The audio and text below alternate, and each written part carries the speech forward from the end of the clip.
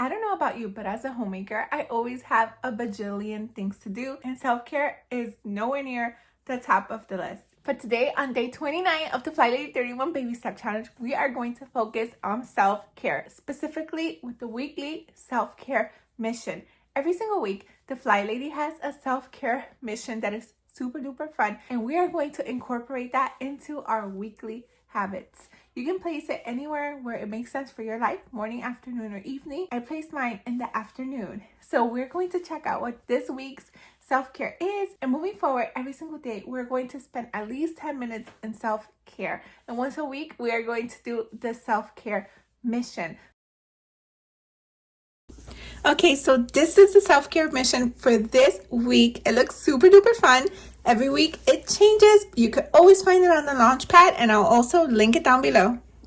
So now that we start today's mission, let's make some time to get that done today. And don't forget to comment done once you have done that. Let's also not forget to be keeping up with those habits, which include dressing tissues, making our bed, the daily swish and swipe, a 2-minute hotspot, a 5-minute room rescue, checking our emails for 5 minutes, kind words to ourselves the whole day, slowing down and being intentional. We are also choosing to make our chores fun.